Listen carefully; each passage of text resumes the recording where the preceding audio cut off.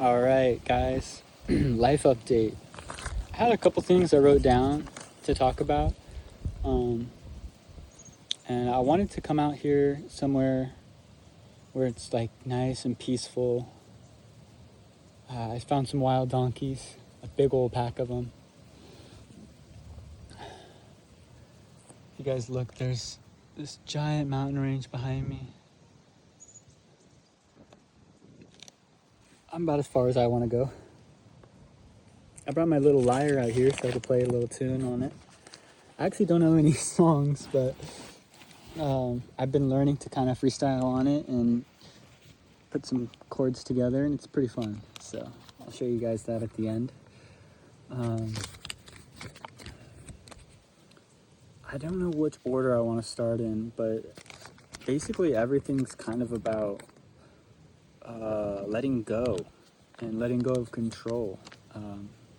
So I guess that's the first place to start. I've been noticing in my life that the more I try to control or determine or really manipulate over my own reality, it really feels like I'm just headed in a direction that doesn't feel safe.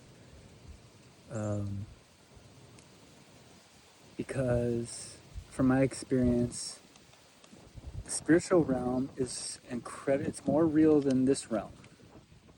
And I think once you kind of like tap into it, once you can kind of see what it is or how it works, you have to be a lot more gentle with not only especially yourself, but I don't know, maybe it's more so your reality, because reality does care about how you treat yourself, but I think it's more forgiving on how you treat yourself rather than how you treat other people or the environment especially. And the entire environment and everything that I've experienced so far is just a tool for you to experience and for you to grow, not only in this realm, spiritual realm. And I think it's really dangerous that we don't have more people concerned about the spiritual realm, because things in the spiritual realm tend to happen first, and then we get to experience them in the physical realm. And to be honest, I probably wouldn't be out here all alone if I didn't have some sense of belief that I was protected in the spiritual realm. And everyone can be protected. I think God, who lives in the spiritual realm, but also created this realm for us to live in and oversees it, wants to protect everything and everyone, but he wants us to be free at the same time. He doesn't want to be overbearing, over controlling. He doesn't want to have to be responsible for your choices and decisions. He needs us to sort of take that initiative, go through this life, and realize what it means to receive consequences, and how and why, and sort of kind of create those patterns for ourselves so that we can mature into what is seen as good in his eyes, worthy, really. So before I get too tangented off here, one of the first topics I wanted to talk about was the Army and disability, because I haven't talked about it, but it is obviously the reason that I'm in the position that I'm in right now. And I actually spent about 8 years outside of the Army, or after I got out of the Army, trying to do everything on my own and trying to prove to not only myself, but like everyone I came across, because I'm not I'm still not necessarily all there like psychologically, but nobody really is, right? Like we're all kind of learning this thing together. Like we're all just giant amoebas that are trying to mature in a coexistence. But I think it's the ones that take life slow and sort of choose their decisions wisely, and even overanalyze things that are gonna be able to perceive the spiritual realm and eventually fall into God's favor. Because I don't think I would be where I'm at right now if I didn't have some sort of favor from the Creator.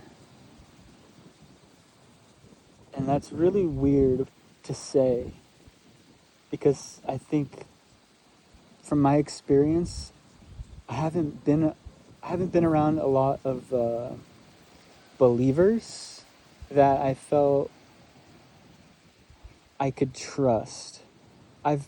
The first time I met a lot of believers was growing up, and about middle school, I started going to church and I started to experience what some believers are going through and how their experience was.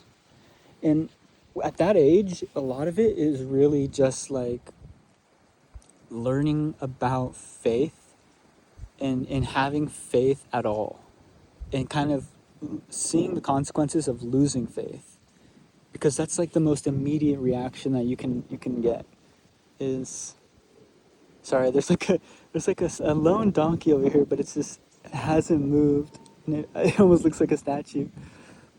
I don't think you guys can be able to see it, but it's like right there. Wait, maybe you can see it, like right there in the middle of the shade. It's almost like it very much looks like a horse, but I think he's just kind of checking up on me. And yeah, there's a lot of them out here. There's a big pack over there.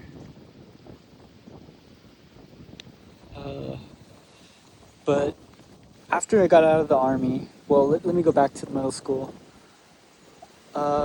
When I first made those connections, when I was going to that church, I thought, these are the nicest people I've ever met. Considering I was going to public school and I wasn't really learning a lot from the people in public school. I wasn't really experiencing, I think, a healthy lifestyle. I felt like a lot of them were so insecure with themselves that they just wanted to be popular. And unfortunately, it feels like all the people that are popular as adults or even as kids are sadly the most insecure people. And the more popular they become, the greater their false sense of security becomes. But I think there is a incredibly healthy psychological effect that comes from community. And even those people that are trying to find their sense of self-worth or self-confidence or purpose can still benefit from a community, regardless if it's false or not. Because it's almost always better to develop an understanding of community or to be a part of a community to gain an incredible amount of experience socially, physically. You can gain skills. Everything you can't imagine is probably going to come from a community, but you can also do it from yourself. It just takes an incredible amount of faith, because from our perspective, as the form that we are in now, it almost feels like magic is a made-up concept. Like magic isn't real. There's no such thing as magic, or magic is only for evil people, or it was created by dark spirits and dark forces. You can hear donkeys like miles that way giving off their signal, and then miles that way I think other donkeys can hear it, which is so funny because they got their own communication. I don't know what they're saying, but I think that other donkeys do. And anyways, being out in nature is something a bit magical in and of itself. The last couple of months, ever since I posted Transformation, I've just been trying to really live as normal or close to a normal life as I can. Even though I'm never going to end up living a normal life, because I just don't think normal. And I don't see the reality the way other people see it. But it's not about like it's really not about trying to fit in overall. I think it's about experiencing love, which is magic, because I think love in and of itself was more greatly understood at the dawn of our creation. And everything that I have learned, even when I was in middle school or when I went to high school and I stopped going to church and I tried to fit in even more, everything in my experience has told me that love is the only magic that exists, and God has the most of it. And we who experience it in any of its glory are just blessed with little tiny crumbs of what it truly could be. And sometimes you get a really big crumb, and those are, in my opinion, considered miracles. And miracles are magical because magic is almost just like something you can't really understand, and you don't necessarily need to understand it for it to affect you or for it to benefit you. Now, I think some people can love being evil and create their own form of magic, but it's kind of like a false sense of reality where it's just like an imitation, I guess. Kind of like a robot compared to a human. So that's why I'm not trying to promote AI and all that. I know I used it I guess you could say as a shortcut, but I only used it for artwork, for digital graphic artwork. All the music I did was incredibly difficult and suffering, and I don't even know if I was supposed to do it or if I'm supposed to do what I'm gonna do. But I know that if I do it, my second album, first of all, I'm gonna release 3 songs, and I know nobody's gonna like them, but I'm really just overall using them as a way of kind of maturing my musical skills so that when I do work on the second album, it's slightly more professional, and it's 100% not easy. Like, I'm almost like at the point of giving up because I feel like my point will never get across the way I want it to, not even through artwork. And maybe I'm not supposed to get my point across. Maybe the most important thing I can do is just be myself in front of a camera or in front of other people in any possible way, shape, or form. But I do think that technology is separating us in an unhealthy way, and it's trying to convince us otherwise through comfort and control. And it's so easy for me to get off topic, but eventually I'll kind of bring things back. One thing I do know is over these last couple of months, spending time in my apartment by myself, trying to use technology to connect with people has been absolutely miserable and to almost no avail or to no gain at all. I do think it's better than nothing. Like if I was living on an island alone, obviously I think it would help me psychologically. But maybe not. Like who knows? Maybe if I had such a strong relationship with nature, it would be a detriment either way.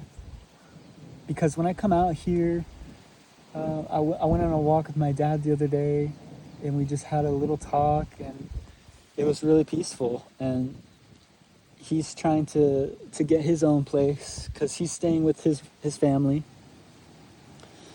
And my parents really, they tried to have their own place for a while, but for whatever reason, the stress of trying to have raise kids at the same time was too much for them, and I totally am not trying to discredit that.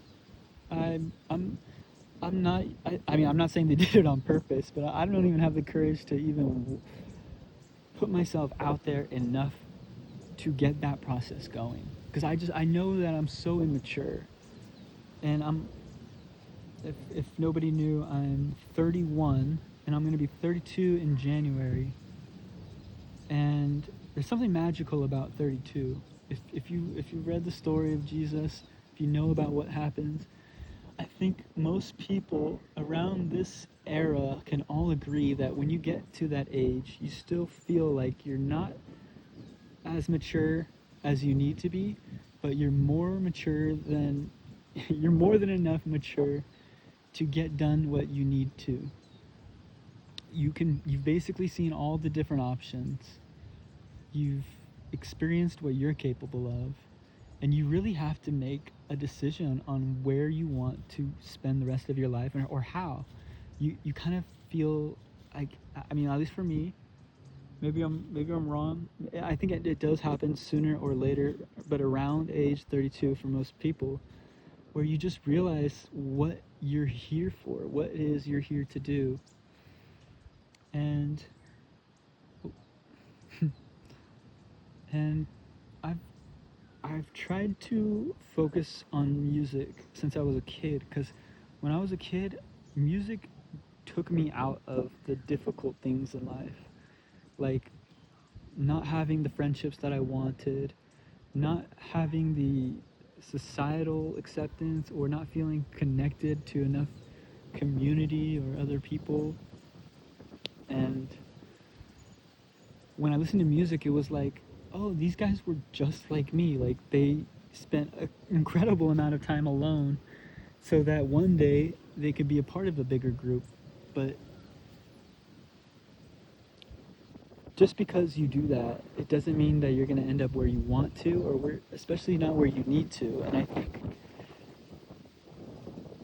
another thing that helped me more than anything is nature and animals and pets, because even when I didn't have my own pets, just being around other people's pets, it was incredible. I mean, there's just so much love that they have, for unconditional love, really. That's kind of the biggest thing, is you want to experience unconditional love from everything around you. Because that's where you feel accepted.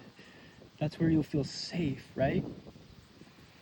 And I think most people they don't even feel safe in their own homes, whether they live alone or they're a part of a large family. And what happens is they they see what they think is unconditional love in society, because I think maybe because people surround it, or it becomes popular, or there's a large group that kind of orbits something, and we consider that unconditional love. But if you have unconditional love for inanimate objects or things that aren't even alive, like even music, you could be unconditionally in love with music, and I think you can get yourself off track completely to the meaning of life.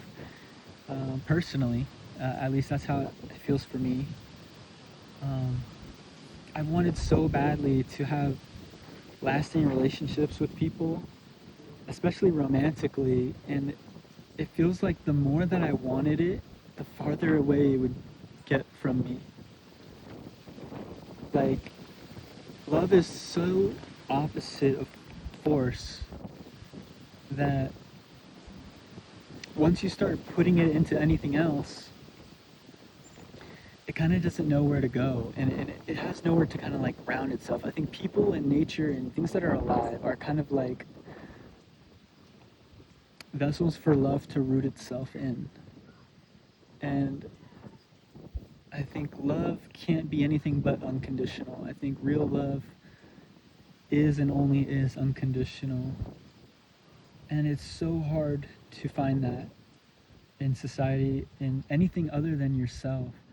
And I think once you start looking for it anywhere else, it's unrooted, right? Once you have unconditional love for yourself, or once you start to teach yourself how to love yourself unconditionally, and I think the only way anyone has ever learned how to do that is through Jesus.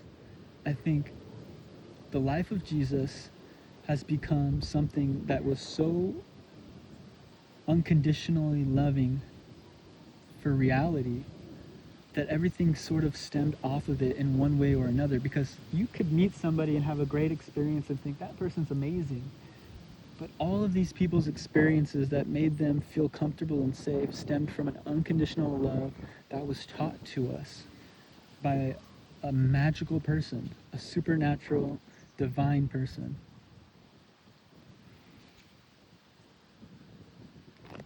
I hope every little bullet point I have doesn't get that crazy.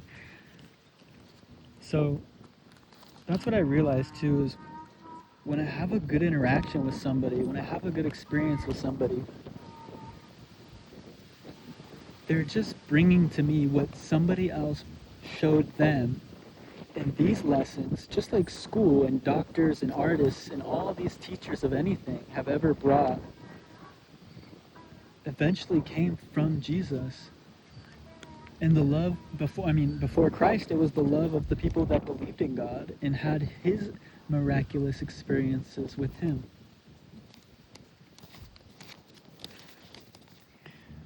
The next bullet point is cats.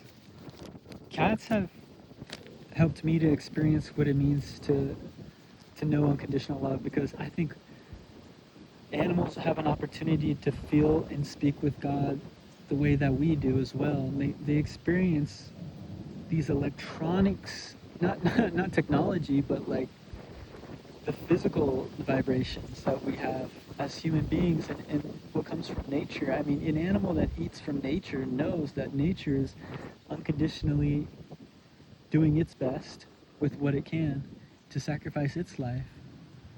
So whether we want to give credit to our environment or not, it's taught us how to live in a way that's unconditional. And trees, they can't talk to us because they spend their entire evolution trying to sacrifice for God's glory. I mean, everybody's got their own blueprint, but there's the plants that survive and are thriving. I think the difference is their will to be of use. And maybe plants don't have a will of their own. Maybe it's all circumstantial. But as humans, that gives us even less of an excuse, because we know that we have options. We know that we have opportunities that nature doesn't, and that we are responsible for nature because of that.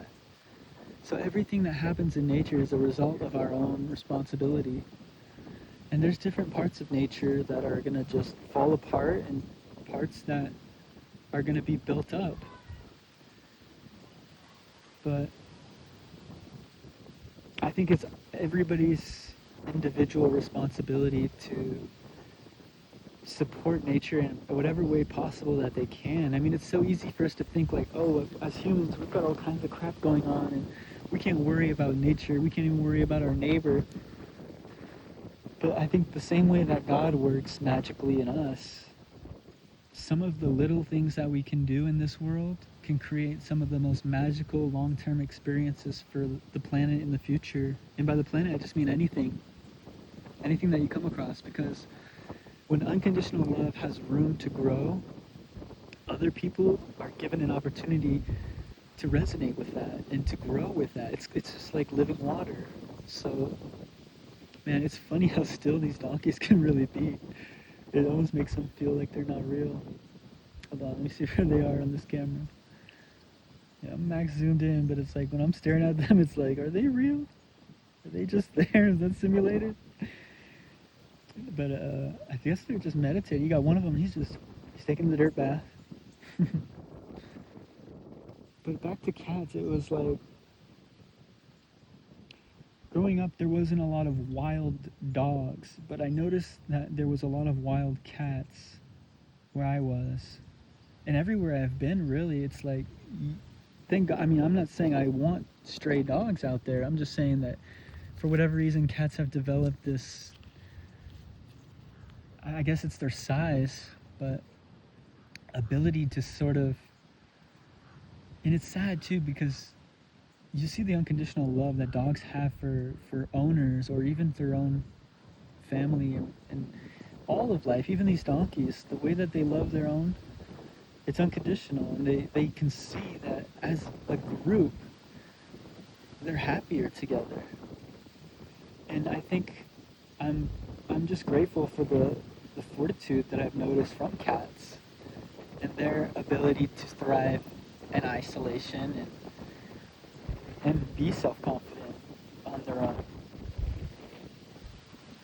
But everything in nature, it's only given their own power from God, because God has a plan.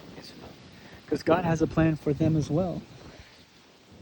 And the same way that cats have developed their own survival, or dogs have developed their loyalty and become able to thrive upon human society, it's all love. And it's sacrifice. It's incredible sacrifice. And once you actually develop a bond with something that has the ability to live its entire life on its own in so many different ways, whether it's a wild or domestic or a bird that can fly. I mean, the things that we do to cage animals, it feels like more and more is wrong the older I get. It's like even the zoos, it's like we've used it as an excuse to let go of the globe entirely. To, I mean, like I said, it's all about having the ability to let go of control. If you don't give God the opportunity to create miracles, if you try to create them yourself, whatever magic you will find is going to be your responsibility to create. And that's exhausting. Like we don't actually have that power. So we'll create a zoo, we'll cage these beautiful creatures of magic, and then we'll call it magic and say, hey, you want to go to this place, it's beautiful and magical. And then we just charge people money. And it's like, there's almost no love at all. The only love that's left is the innocent people that get to experience what they were robbed of in the first place. Oh my God, there's people walking, but you can't see them because they're way, way, way. Oh, wait. Yeah, you can see them a little bit. It's crazy. This camera's nuts. Technology is nuts. And it's like, we're so much better off without it. And it's so hard to get that point across because it's so ingested in society. It's so digested. I think it's so scary the way that we're living in like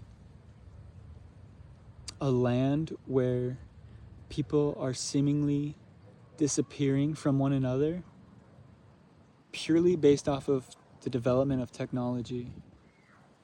Like I'm using technology to bring this message across, but I don't have to, right? Like I don't have to tell anyone anything to be able to experience nature.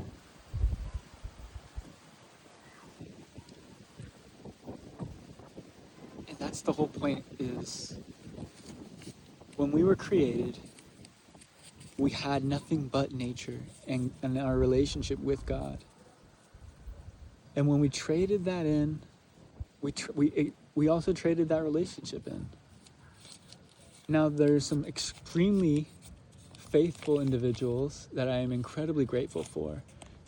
And I like to think that I'm a part of them now, that are trying to do their best to make this world a better place by shedding light on that dark situation that we're living in. Look at this. The tower. Bum, bum, bum. Place looks crazy. But yeah, it's so weird to think like we got taken over by technology. I don't know how people aren't looking at it otherwise. I mean, obviously there's a lot of people that hate technology, but it's such a small fraction of reality in society. And I think pets are some of the most beautiful little crumbs of magic that we have left, and that for God knows why we can't let go. And I mean, I imagine if you outlawed pets, people would lose it. The reason pets are not outlawed, because I'm sure technology would love to eventually do this. And here's the thing, they really are. Like, they're creating, just like they're doing for humans, they're creating absolute disgusting shortcuts for nutrition that lead to, and I'm pretty sure this is what happens to Momo. Speaking of cats, Mama passed away a couple months ago, um, and it was my decision to get him euthanized, because for about a month and a half he wouldn't be able to go to the bathroom, and I could not for the life of me fix the problem. I mean, I gave him all kinds of things to digest to help him go to the bathroom, laxatives, medicines. He was always a little bit overweight, but he had never eaten enough to not be able to go to the bathroom. And he goes outside sometimes and he could eat random stuff, but it really didn't feel like it was something that he ate. But I was massaging his stomach at one point, trying to see if I could feel something, and I felt something that felt like a blockage. But no matter, and I couldn't keep massaging him because I could feel the pain that he was in just by me massaging him, trying to get whatever it was out of his stomach. And to be honest, I think what God was telling me was that it was I don't know if it was his colon, but it was like an intestinal cancer that had just formed in his intestine, and something could pass through, but it was so painful for him that he basically would have to spend the rest of his life in pain or on medication and miserable and suffering the whole time. And it was like, not only was it hard for me to watch, I could sit there and watch it, but if knowing that he was in the amount of pain that he was in, I could not, because I know it was my fault. Like, I was the one who had fed him. There was a time when I had just got out of the army, when I first got him, where I was so poor that the only thing I could buy was like the cheapest food. And it was probably the worst thing I could have done. And I don't know why it's still sold right now, because I guess technology knows that it's going to take over the human soul so much that we're going to give up our pets eventually. And people are just, they're going to become, it's like, I don't know, but it feels like we're trading in our connection to nature at every turn. Like, we love technology more than we love nature, and we don't even know that we're doing it until we lose nature itself. Lucky are those who have a chance to turn around, and the only people that are in that situation usually have to have it removed from them by force. Like, the devil has tried and true, its method of manipulating our flesh. Even though we have this divine connection to God and nature in our environment, he's somehow, I guess if time was not real, managed to be given all of the tools to take us away. And it really feels like the only thing is faith in God and communication and connection and relationship to God. Everything else, pets and all that, it just benefits from that relationship with God. And even if you don't know if you have a relationship with God, if you have a pet and you're having a healthy relationship with that pet, that's exactly what God wants you to have. That's all God wants you to have, is healthy relationships to nature, his creation. Because we were content at one point. We did have everything we needed. And as we slowly became more and more divided, we forgot what it meant to have that relationship. We traded our relationship with God to have a relationship with flesh. We became obsessed with our flesh so frequently. And that's the other thing too. It's like, I know some people, good people, but they've traded their relationship with God for people, even. So that they can have relationships with people and feel like people are the reason to be alive. I'm not saying one or the other is true, but I do think that if you don't have a relationship with God, your connection to nature or your connection to people is eventually just going to be pulled away from you by technology, because technology is becoming more than an idol. It's becoming an entity. So without your relationship with God, without your understanding of what he did for us, the sacrifices not only that he made as a divine being, the patience that he has with us every single day, but the fact that he stepped into our own shoes and provided us a one-for-one definition of the meaning of life through the flesh itself, through the manipulatable flesh itself, gives nobody an excuse to learn how to escape the modern Egypt, which is technology. Now, obviously, we can use technology to escape. We can use it for good. I mean, we have to. It's kind of like, I was thinking about this earlier. It's kind of like when you're riding a motorcycle. If you shift two gears instead of one at a time, you're gonna break your engine. Like if you go from drive into reverse, you literally will break. There's steps in motion to get out. Like God has already he set up the trap, but he set up the way out, the escape as well. And he made it so that the only people that can escape this technological trap are the people that are going to be gentle and graceful and understanding and patient and just all around loving. This isn't a good bullet point to go into next, but recently I've experienced that, and it sounds crazy because it's like, who doesn't clean? But I used to hate cleaning. I used to think, like, what's the point of cleaning? It's a waste of time. I need to be building upon my future in a more productive way. But as I've been living alone, I've realized how powerful cleaning is for your mental well-being. Keep moving the camera out of the donkeys, but being able to have gratitude for the environment that you're living in is all about cleaning. And if you can clean your environment, you can learn how important it is to clean your body from within and also on the surface in every possible way. Learning what cleanliness is, and I mean, I've heard them say cleanliness is close to godliness, but from my experience, it's clarity unto that relationship. It helps you to understand how God feels about what it is that we are meant to experience. God wants us to live, he wants us to be clean. I mean, Jesus taught us about washing feet. He washed the disciples' feet. He said, guys, wash each other's feet.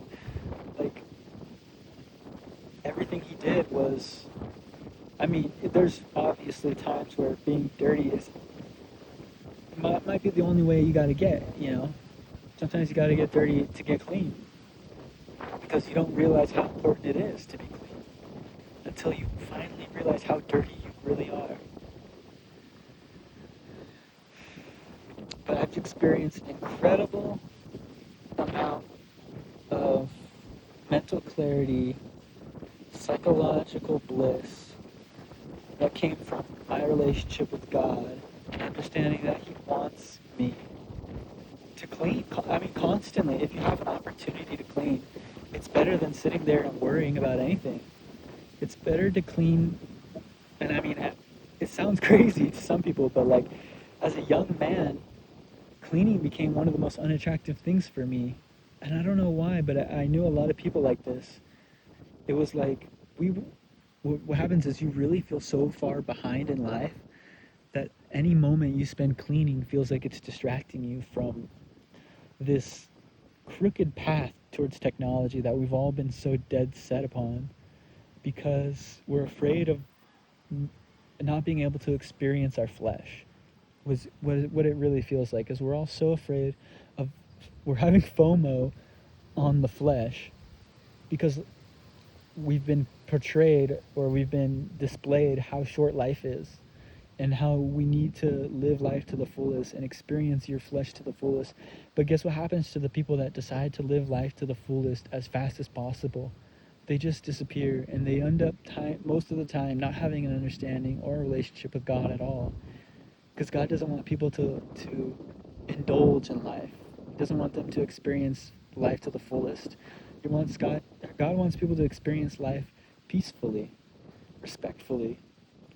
I mean, if you respect life itself will learn to respect you. It always wanted to, right? But it's about that communication between you and life. It's this translation that you have to have. And if you're talking too fast, if you're living too fast, you miss the understanding, you miss the translation, you miss the beauty, really. Because even small moments like just sitting on a rock in the middle of nowhere can bring you more fulfillment than spending 10 years in a room filled with technology trying to be somebody you were never meant to be. There's this energy all around me right now, and I can't describe it completely, but from what I know about it, it's the closest thing to what it feels like to be being held by God. I mean, if everything here is creation of God, this feels kind of like his hand is just cradling me right now, trying to get the message across because it's just so much more important than I could possibly imagine. His people to him, every single person right now, is so much more important than we can possibly imagine. And it all stems from our potential.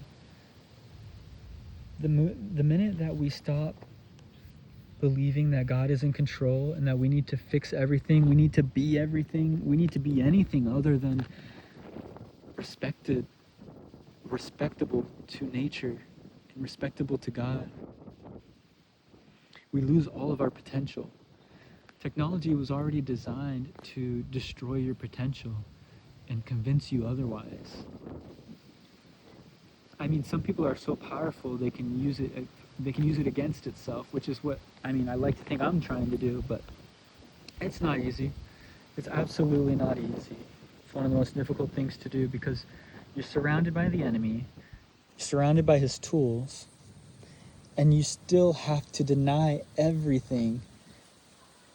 Not just for yourself, because it's obviously a great healthy practice for you to do so, but more importantly, which is our purpose in life, is to save others from this trap. I mean, surely these donkeys don't want to be alone. I mean, they just naturally form packs. But society and technology is being designed in a way to isolate everyone as much as possible. Sure, it's going to pretend it's not, and it's going to give everybody the idea that the only way to have community is through technology. But the people that are allowed to experience that reality and they don't denounce it, they don't denounce technology in and of itself, I think those people are they're unconsciously ending up as an idol. I mean, idol is American Idol. We use that word like it's not important anymore, or like it doesn't actually mean anything. And I don't want to be an idol. I don't want to be something that other people need to imitate or try to control. Because that's what happens is those people, what happens is they think, oh, I'm doing the right thing because I have all the people's attention. But what happens is they're up under somebody else's control. And then they have to do what somebody else wants them to do. And they lose all sense of self and become a tool for the enemy to isolate people even further, to convince people that they need to follow them through this disgusting hole of technology that is inhuman, designed to destroy you. And yeah, let's get on to another bullet point.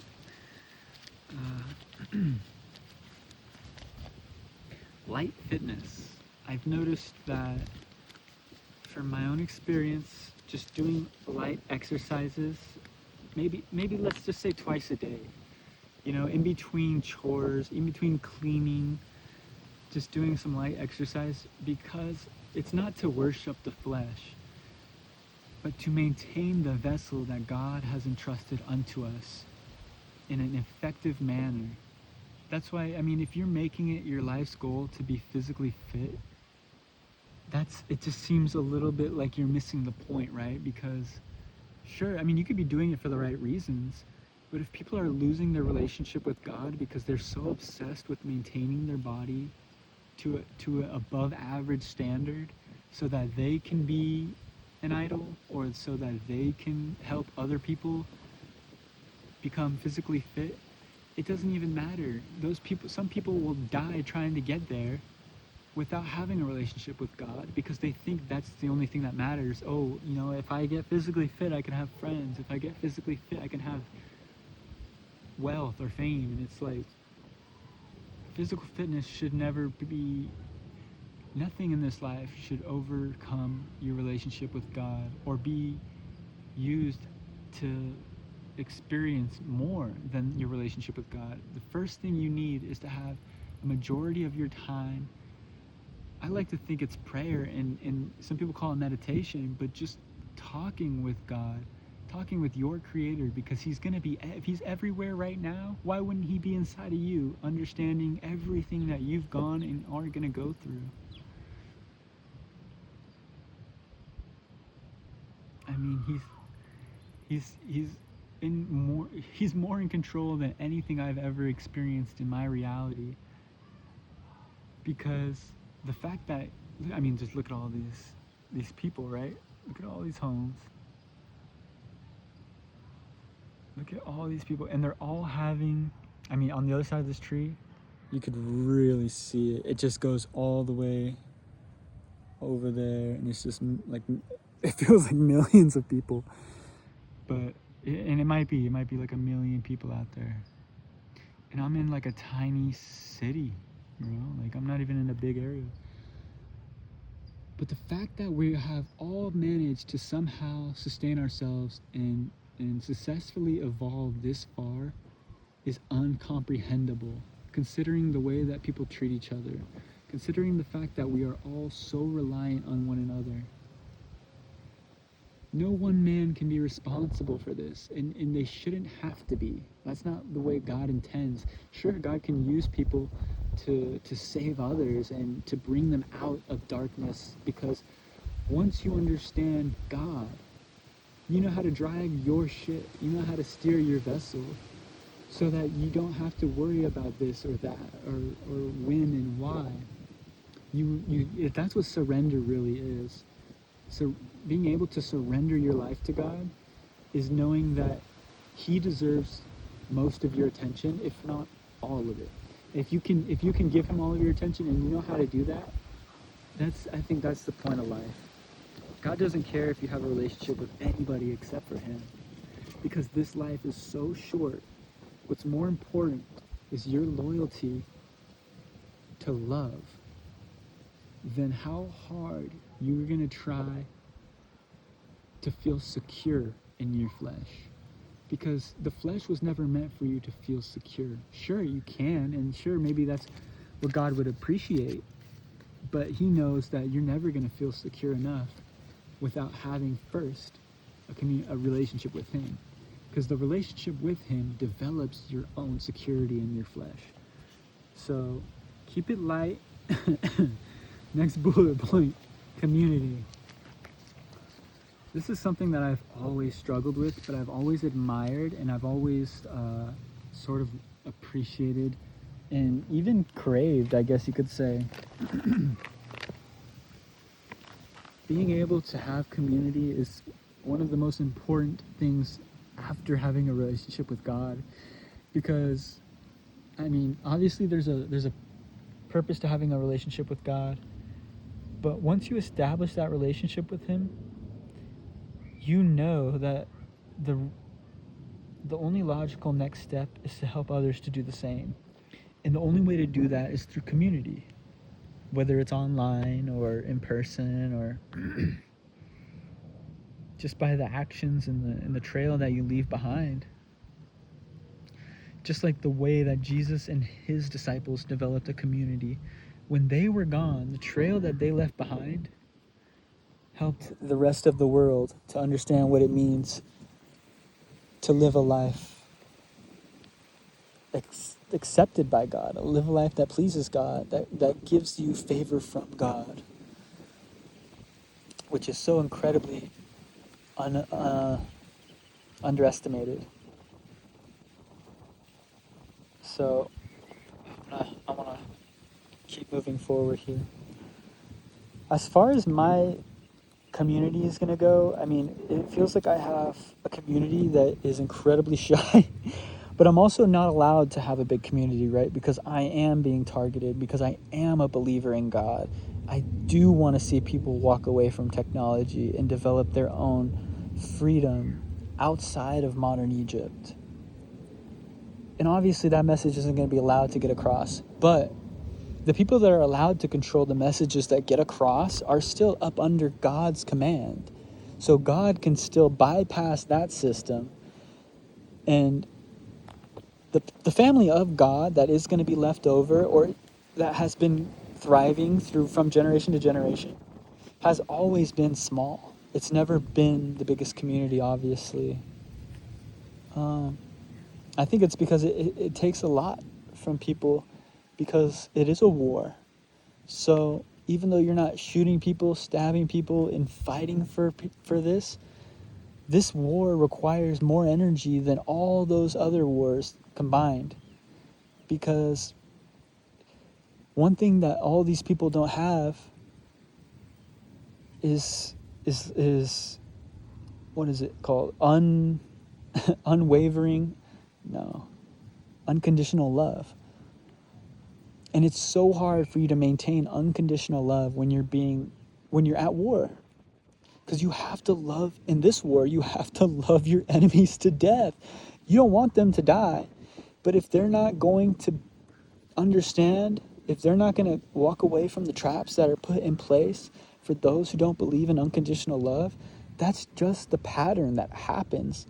And as somebody who's fighting that war, it's so much harder for you to watch potential kill itself instead of arguing with them. It's so easy to argue with people. That's how all wars are started these days. People want to be right. People think they're right. I think I'm right. But I'm not gonna force anyone to do anything that they don't want to do, because I know God's going to, in the end, whatever pattern they choose, He is going to be responsible for the outcome. And that's the most important part of free will, is the second other people try to tell you, and I know it's complicated, because obviously God's going to appoint people that need to control others, or at least give them, not control others, but what I've noticed is He will give people an understanding of how to convince other people of the truth. Because the whole point of the devil is to manipulate people away from the truth. So community is super important. I don't know how I'm going to build one. I think it has to be like in person. It has to also be with technology. Like you kind of got to use like if it is a war, right? Because it is, then you got to use everything you have. All the tools, nothing can go unused to build a God-loving community. And it's not your responsibility to grow that. That's what God does. God does the hard stuff. He's going to help them flourish. You just have to teach them the magic that God is. And that's really about not worrying, not having doubt, not having fear in and of itself. Once you let go of fear, worry, doubt, and anger, you find yourself being recruited by the army of God. And you find yourself in ranks with fellow believers in a magical way. And the next one is Bible study. Bible study is so important. I wouldn't be here where I am now if I didn't hear about the Bible for the last 20 years of my life, incrementally, through different reasons, different outcomes, different scenarios. But every single one of them was brought to me through my own faith in God. I didn't know if the Bible was the right way when I was a kid, but I knew that if I believed in love itself, regardless of where I was going to end up, I would be led to the right path. And every time I heard from other people growing up about the Bible, from one story or another, you could feel that every single part of that person grew from these lessons. And all these lessons were being taught in other people, whether they even recognized it or not. It was just another pattern that I was able to recognize affecting other people's lives. So it was like this book of answers. It was like this book of solutions. And the more I started looking at it, the more I couldn't let go, the more everything started to make sense. Oh, snap, one of those crazy black wasps. But yeah, I think I'm gonna make this longer. I was worried about how long I was gonna make this. But I do want to finish the Bible.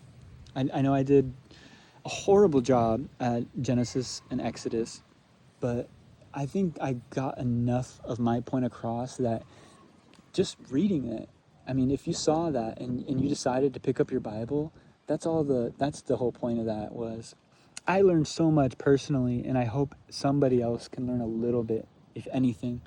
That's just, it's almost like an automatic reaction. I think that happens. So that's why I got to finish the Bible, because I know it's magical, and I know it's going to help not only me, but people around me, whether they know it or not.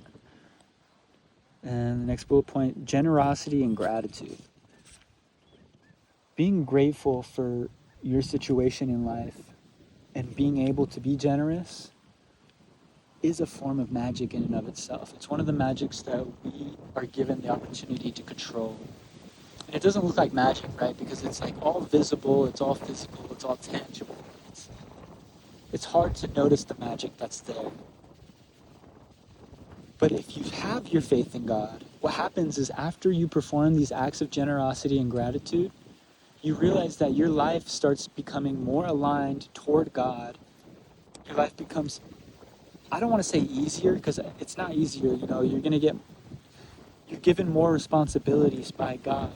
But because you're given more responsibilities and more opportunities to be generous, to be grateful, it empowers you with every victory, with every opportunity to succeed through a single interaction. You realize your entire life is just a non-stop opportunity for generosity and gratitude. Not so that you can help other people, not only that, because that's exactly what happens, whether we like it or not. That's the point of it. That's the magic behind it. But it does something to you personally that it is so magical, you'll never be able to see it right away.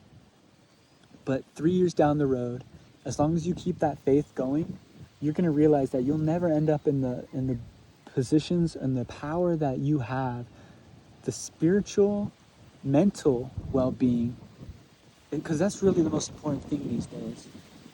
Being able to maintain your mental well-being is so incredibly powerful in a war for the mind.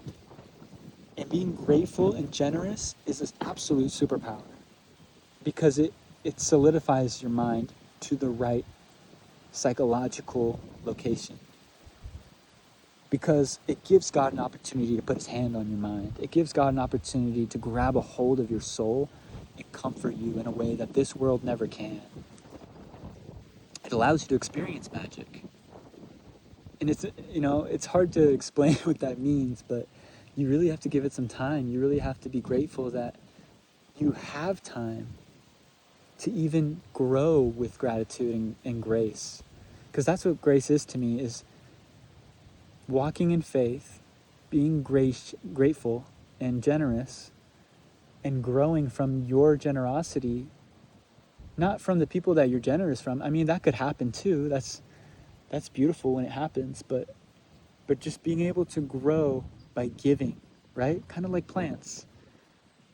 You start to realign your own biological functions, and then your mind starts to realize, I'm actually more powerful when I'm generous and when I'm grateful, because God starts working in me, starts working for me. He starts empowering me spiritually in ways that I can't see. As long as I keep believing, my life does get better.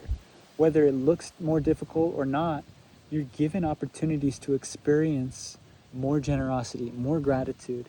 It magnetizes itself back to you. So stay humble, guys. Our opportunities here in life are so that we can share, so that we can grow with other people. You can't grow with other people if you're intimidating or if you're putting yourself above them. That's what technology wants us to do. Or the people that are responsible for what's going to happen to technology. Next bullet point is family. Family's a tough one. I think family, for me, has always been a challenge because it's always kind of been troubled, my family. But I realized that, especially when I heard Jesus talk about when he was teaching to people in his ministry, and he was being approached by people saying, like, your mom is requesting you, your mom wanted to speak with you, you need to go home, or something like that. And then he said, my family are the people that believe in me and believe in God. That is my family. And I just realized, like, that's just Jesus trying to help us to understand what magic is and the power of love and what its purpose really is, and how it can turn anybody into a family. Because, I mean, strangers become family all the time. That's what evolution is. But there's something greater than a physical relationship to create family, and that's love. Unconditional love for people can create family with them. So family doesn't necessarily mean you have to worship your parents and you have to follow in their footsteps, because God forbid you piss them off, right? God forbid you don't do what your parents want. Now, for the most part, your parents they're gonna have unconditional love for you naturally, but not every parent is perfect. Not every parent is developing their relationship with God the way that they should be. And that's a personal experience. It's not easy for anyone to know really what that's going to be like. You have to feel it in your heart. And as a kid, it's easier, I think, than the older you get, the harder it is, because you're just more exposed to the enemy. But as long as you're working on your faith and your walk with God, and you're able to kind of understand what it means to follow your heart, you'll see more miracles by trusting in God, that he has a way, that a sanctuary. Because most of the time we cling to our natural families out of safety or fear of inadequacy. And it's, scientifically plausible. Factually, it makes sense. But that's when you start losing magic, because you stop believing that God is in control, and you start thinking your family's in control. And I'm not saying they're not. I'm not saying they don't deserve some control over your life, especially if you're under the age of 18. But once you do become an adult, once your conscience is matured, you have an opportunity to develop family on a supernatural level. You start to realize that, just like Jesus, every stranger you come across could be a part of your family. You don't have to force anything, but if you show unconditional love to strangers, you're helping them to understand or experience even an opportunity to be a part of a family that they may never get. And it can be more difficult than other times for some people, depending on what seasons you're in or what you're going through. But if you give God an opportunity to make a miracle in your life, that's the only way that you'll ever be able to understand what magic is, or have that relationship with him. So don't be afraid to talk to strangers. I mean, it's kind of scary the way that I think people ignore each other and kind of assume. I'm not saying to go up and talk to every stranger you ever meet, but if you end up in a situation where you don't always get to choose those opportunities. As long as you have unconditional love, in my experience, and test it for yourself, but don't, I believe you can hold me to this through my faith in God, that no matter who you come across, if you show unconditional love to them, in your heart, you will know what you need to do next. Whether you can trust them, whether they're willing to be trusted or not. Only through unconditional love can you be able to escape a situation like that, or to heal a situation like that. Anything else is just going to make it worse. It's going to put you in danger or them in danger. All right, my album and Legendary Beasts. So the 3 songs I'm working on are Ente Raiku and Suicune, the Legendary Beasts. And the more I'm working on it, the less I feel like I'm supposed to. But I also can't fully discern if the best thing for me to do is to let go. I think more so than anything is to stop putting them in front of God. Stop taking them seriously, because the only thing you should take seriously is your relationship with God. I'm like in the camera right now, sorry. But the only thing you should take seriously is your relationship with God. Anything else is a joke. It really is, because nothing compares to his love and his power. And if you're not believing in him to do all things through him, you're just going to end up falling. You're gonna, whether it's falling for music, falling for art, falling for food, falling for relationships, as long as you put God first, you won't fall. And you'll be able you will be able to keep that, whatever it is, afloat for others and yourself. But first and foremost, you have to believe that God is in control, and it doesn't matter what outcome happens, that through his love, you will get to the other side of that river or that mountain. It's getting late. I gotta speed some of this up. So yeah, that album, I mean, I do want to make, it's gonna be alignment. So I'm using these songs just to like become more professional, due to the respect that I want to show alignment or assignment. Because assignment, I don't know how yet, but I'm gonna be extremely patient with it so that I can kind of establish a greater relationship with God, and so that in and of itself can come through musically.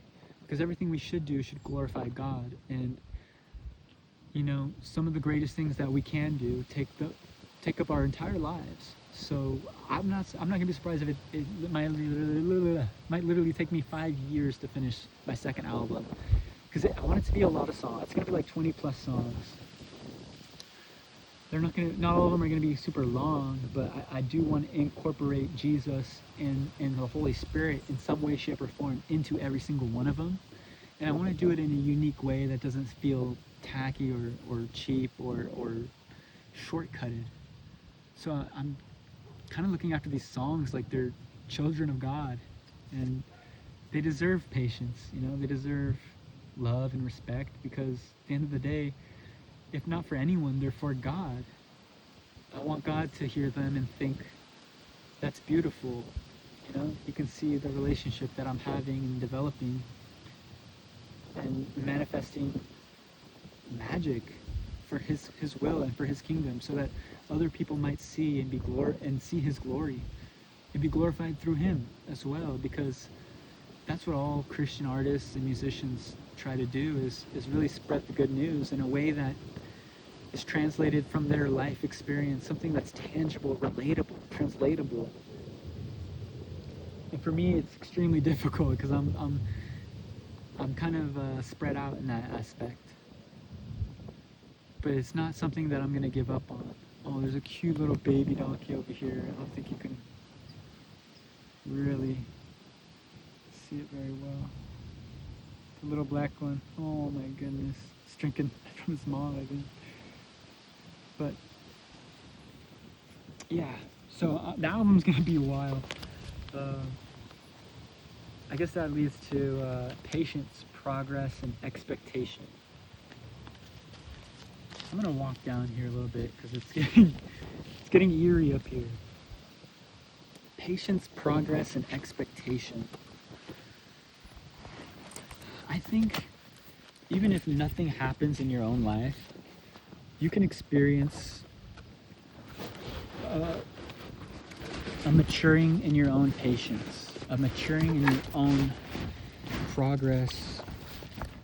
Even though you're not physically manifesting anything, I don't think physical manifestation is equivalent to progress, or especially not patience, right? I think patience is kind of like the opposite of physical manifestation. It's relying on God and having faith that through his magical, unending, unconditional love, and those who are obedient and those who want a relationship with him, who speak to him and request guidance, request help, because that's what he really wants. I think God really just wants somebody who knows how to ask for help. 9 times out of 10, whenever I get stuck in the world, it's because I'm trying to do something on my own. And that goes back to the album. I want to incorporate, with every single song, I'm going to try to reach out and incorporate somebody else's, whether it's music or instrumentation.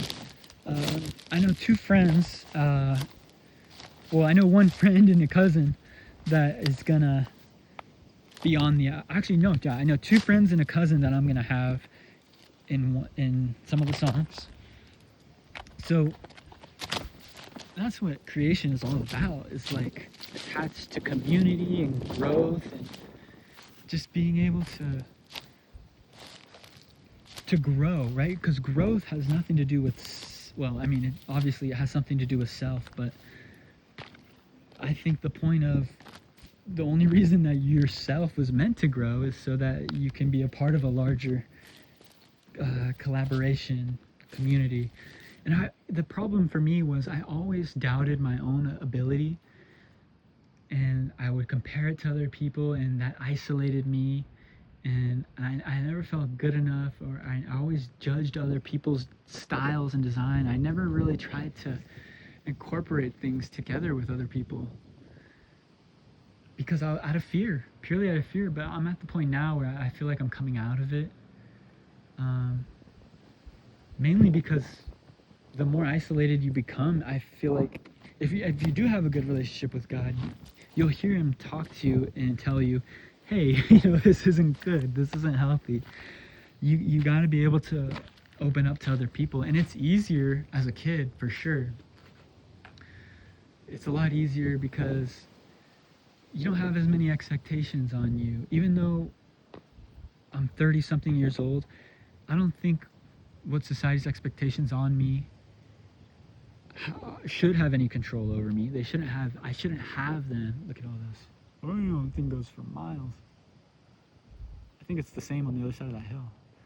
But I shouldn't really be worried about expectations on me. And that's what the whole problem for me was, is I was so fed up with other people and their expectations that I couldn't even communicate with them. I had so little faith in God, and I was looking for self-empowerment to be my confidence. But once you understand what magic is, that God is going to take over your body so that you can get across that gap, so that you can overcome that challenge, you start to realize you're only stronger in a community. Whether that community has faith in God or not, you have the opportunity to bring God into that community. You have the opportunity to help balance that situation, whatever it is. Now, obviously, there's places you shouldn't go because they're a little bit less godly than others, or but that's the reality. Is nobody is not strong enough to fix a situation or bring God into a situation. There is no darkness greater than any light. So you have the ability to heal any wound when it comes to yourself, your anxiety, your society. But you have to have a strong relationship with God. If you're still working on it, that's fine. Take your time, build that relationship up. I mean, there's definitely levels to it. There's experiences you have to go through to build that faith, to build that strength, and that relationship. It's just like a human relationship where if it's weak, it'll break. It'll be taken advantage of. But in the spirit realm, you never see it coming. That's where faith comes in, because you don't have to see to believe. You just have the practice, the background. You've developed that reality in your own spiritual head. So that's where the psychological benefits come from. It's like you're so strong in your faith that when the world tries to shake you and break you, it kind of, like a tree deeply rooted, it kind of just breezes past you. And you can experience it. You know what's happening. But you're unshook. you still have your foundation. You're rooted.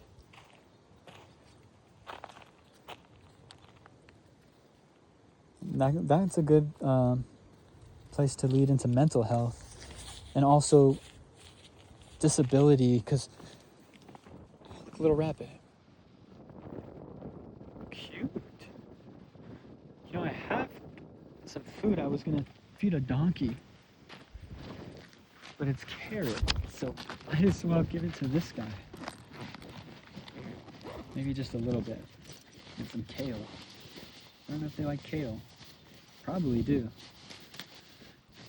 But yeah, having my relationship with God and nature in and of itself has given me more mental stability than anything.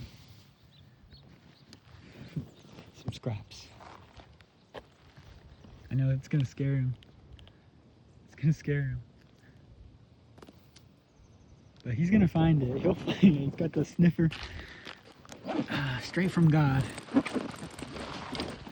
But I've always wanted to feed one of these donkeys because they're so friendly. Last time I was walking around here, one of them got they were like with their baby, just one of them, and they were like right over there by the tree. Like literally like that tree.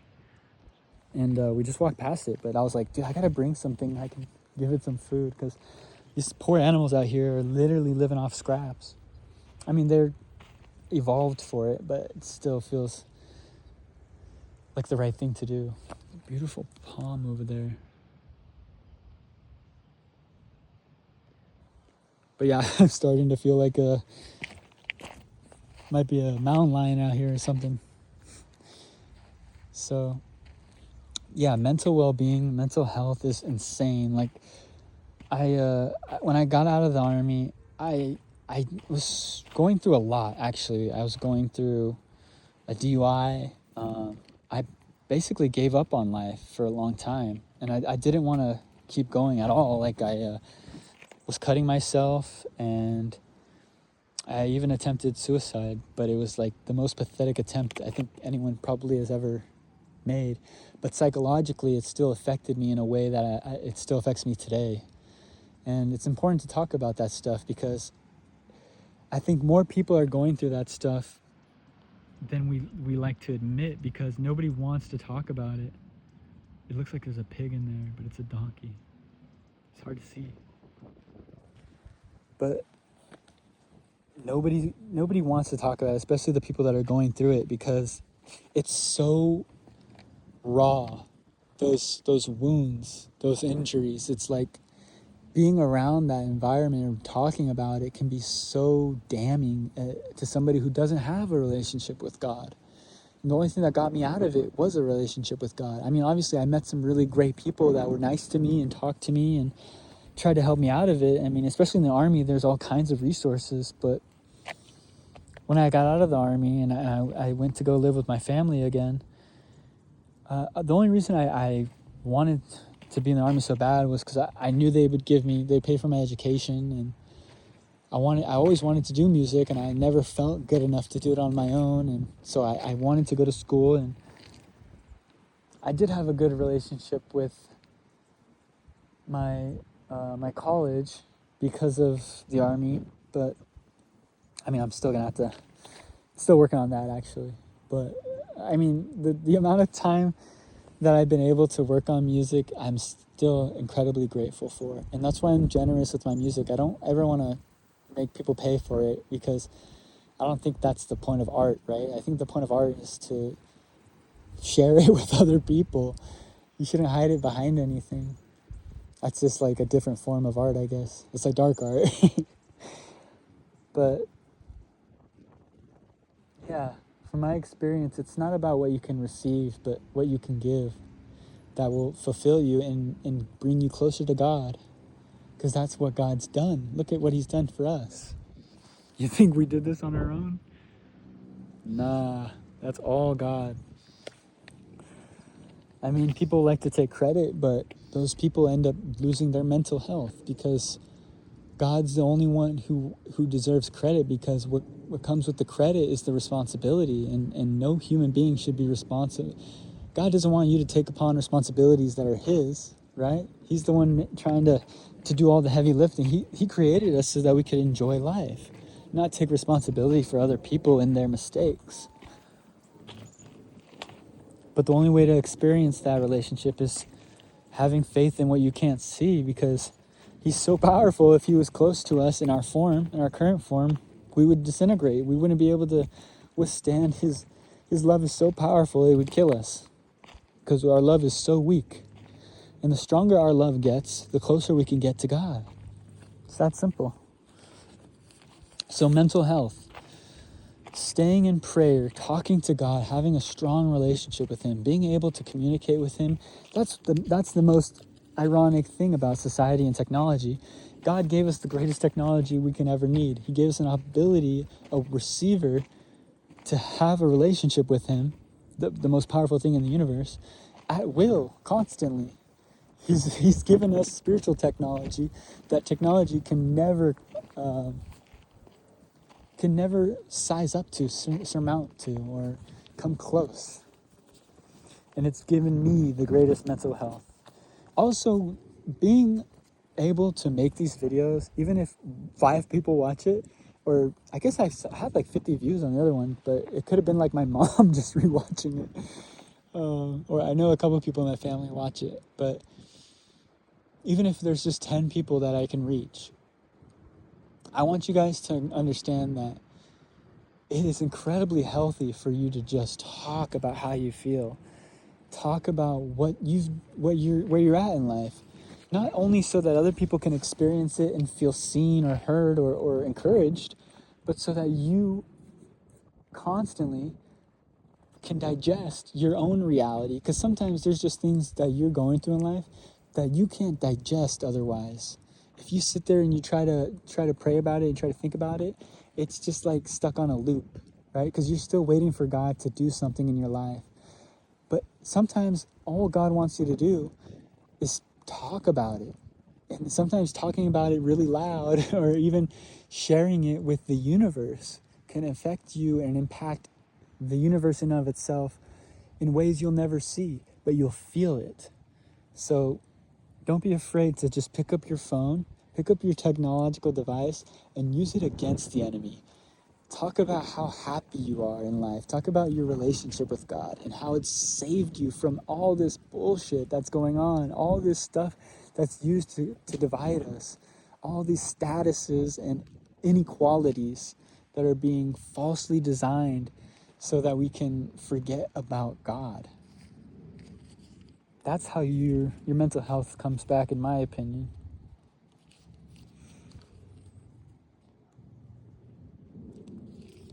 So, for about 8 years after I got out of the army, I realized that I was going to end up dying if I didn't ask for help. And what I should have done before I left, or because as you leave, they give everyone the opportunity to ask for help and to tell them, hey, these problems are going on with me. It might be a problem in the future. And they give a lot of people solutions because they want to take responsibility. I mean, that's what the army is trying to do, is trying to make sure that it's not responsible for hurting people as much as it can be responsible for helping them. At least in the American army, that's what I've noticed. And it can be depicted in different ways. Obviously, there's a lot of different ways that people can perceive anything. But it was only by surrendering my responsibility to this life to God and asking God, how can I stay in your good grace? How can I stay in your favor? How can I see a miracle, God? And being humble and saying, hey, society, hey, systems that are built for me, I need help. I actually can't do this on my own. And I don't think God wants anybody to try and do this on their own. Look at this little guy. So, despite the fact that I waited 8 years and I was trying to get some disability income because I was living in god-awful conditions, maybe that's another story. And eventually, I would have been homeless. So they let me be a part of a program to prevent that. And only by completely sacrificing my self-righteousness and self-independence or self-sovereignty was I able to be a part of a community, because that's exactly what it is. I mean, once you're in any type of program, you're a part of a community. And for me, I hope it's not like this for most people, but for me, it felt like I could never perceive that for what it was.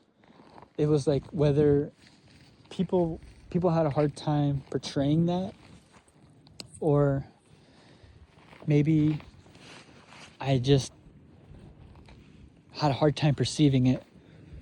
But really, when you stop trying to do everything yourself, you'll find people that are there. There's so many people that are trying to help you. They might not even be real people. These could be angels in disguise, but they are designed to catch you when you fall.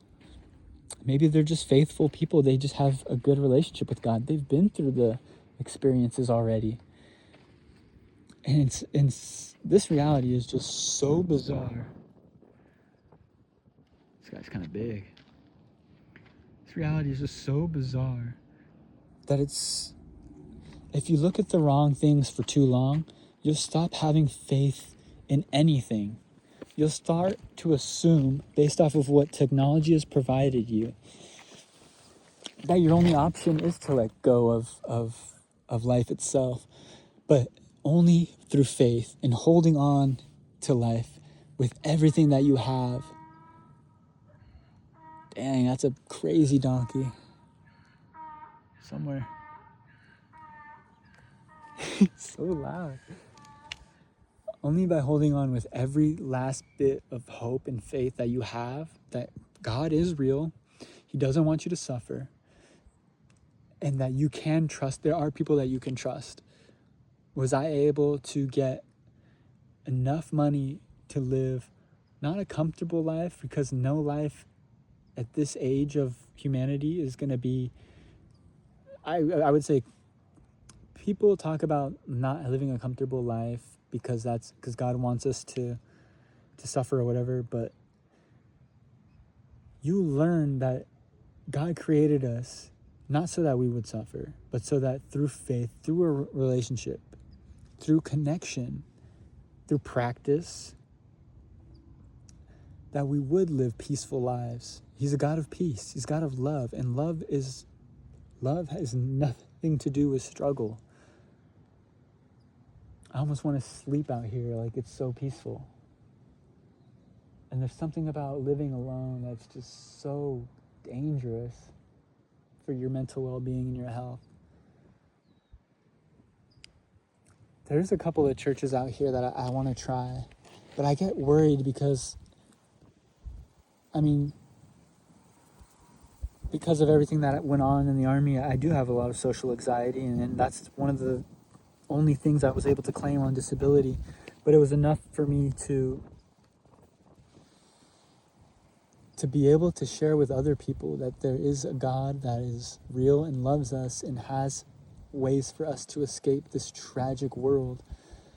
I don't even think He wanted me to go in the Army, to be honest. I think He was testing me at the time, because I could have been homeless, or I could have went in the Army. And I learned an incredible amount of suffering and struggle in the Army. Like I said, I almost took my own life. And I saw other people go through that stuff. And it's sad to think that my social anxiety prevented me from even having any of those relationships anymore. Like I probably knew like 50 people decently enough, and I don't talk to a single one of them. Now, I'm trying to rebuild that, and develop more connections on social media so that when the time comes, I can help people if I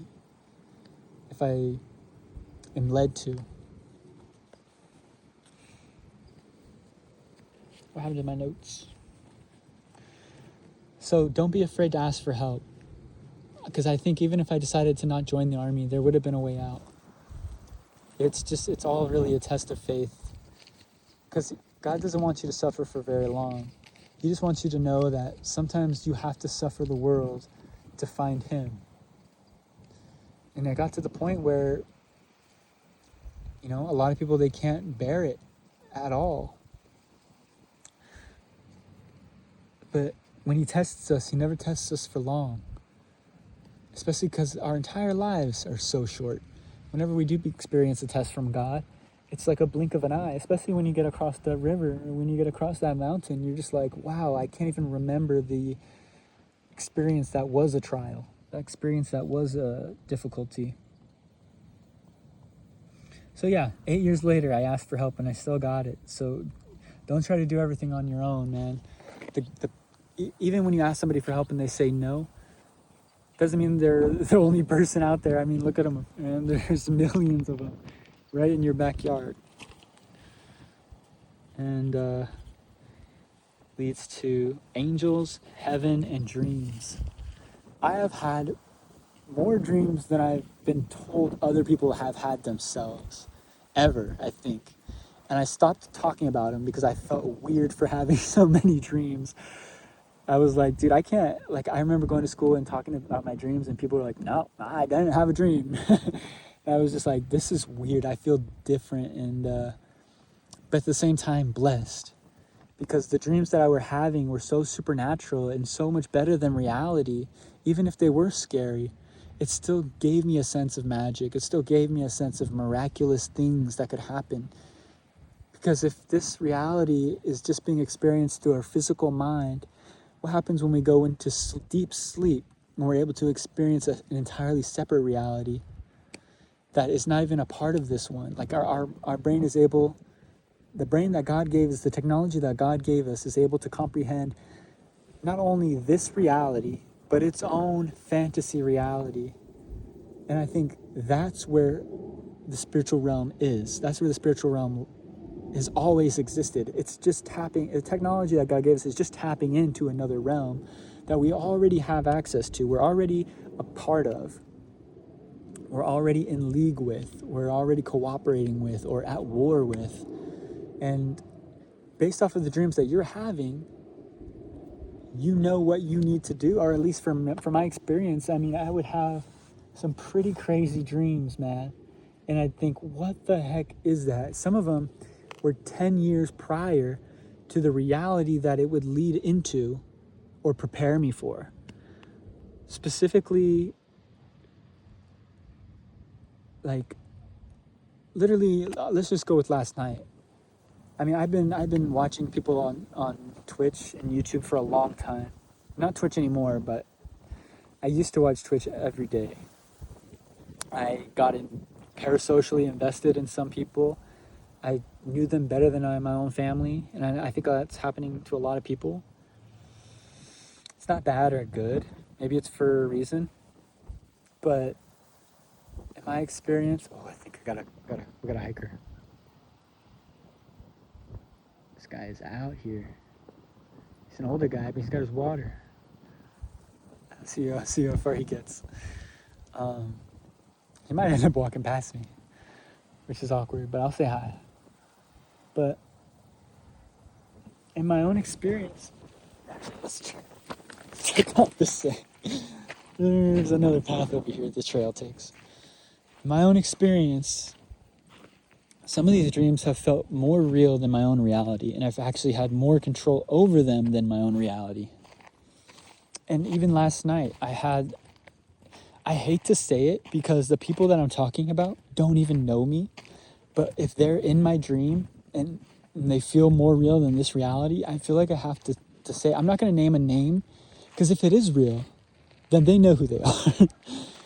Either way, it was not this other girl, because this other girl I already talked to and realized, okay, even though I think I had a dream about this person 10 years ago, they are living their life went a different direction completely. But literally last night, a different girl and a group of their friends that I've never seen before, we're all in this room that I've never lived in, but I knew it was my bedroom. And we ended up cuddled up underneath my bed, even though it was all messy and everything. just eating McDonald's, which I would never do. But it was just like the energy that we were all comfortable.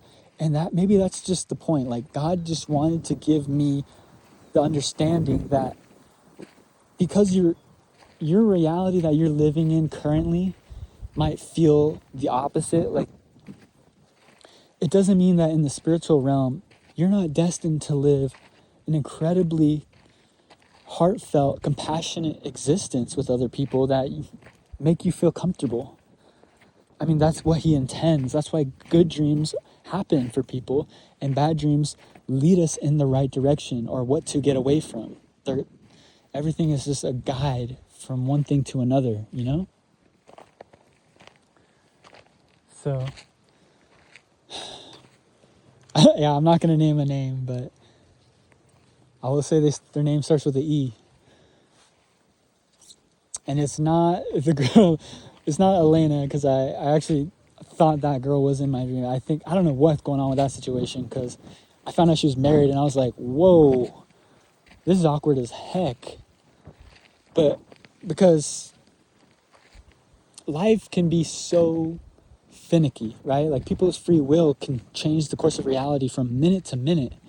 So we have to be able to be, that's the only reason why your relationship with God supersedes everything, is because free will exists. And even though free will exists, God still knows what's going to happen. He can still read our minds. And it's important to have that relationship, because even if you can read somebody else's mind, it doesn't mean you're meant to be in their life. Oh, snap. I can give these guys the carrots. But I'm worried there's so many that they might get mad. There's only like 4. Oh, but there's like a whole nother herd over there. I'm not gonna lie, like these guys, they're low-key intimidating. Maybe I just hang out on this rock. They're supposed to be friendly, like everybody, they're everywhere around here. They're like donkey crossings all over the streets. Like they go into the neighborhoods, they just walk around. But I'm gonna wait on this. Let's check on that friendly hiker we saw. See where he's at. I might just throw these carrots and go the other way. So yeah, I mean, I ended up cuddled up under my bed in a bedroom that I've never known about. I don't see him. This trail is like windy around here. He was an older guy, but some of these older guys, they can move. Like my dad, I was like, dude, aren't you gonna be 70? I think my dad might even be 70 something, and I'm like, he might even out marathon hike me. Like I'm so out of shape. God, it's so gorgeous though. Oh my God, this mountain is insane. I mean, it's a desert mountain, but it's like, it's just so peaceful. Even though the wind is like, yeah. I mean, I don't think I could do this place justice at all.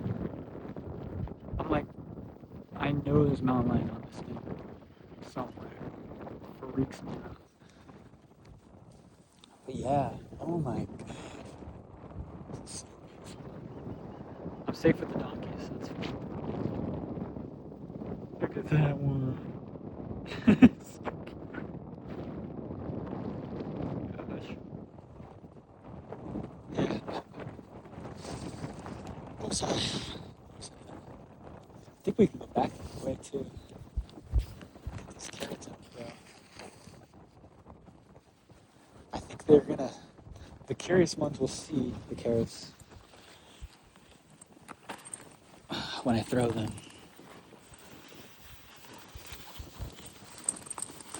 I should have brought more, but I was like, maybe I'm gonna see one donkey.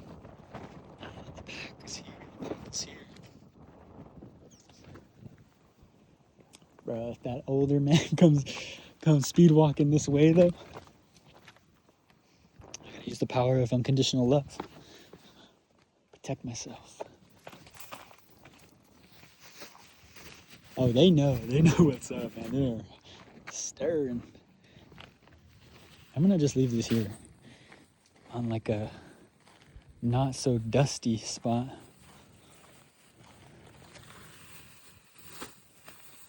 I think they'll get the picture. Don't want to intimidate them. But yeah, let's see, where are we at? I got a couple bullet points I want to hit. I was like, for the last couple of months, I've been like, dude, when am I going to make another video? When am I going to talk about things? I feel like I'm disintegrating.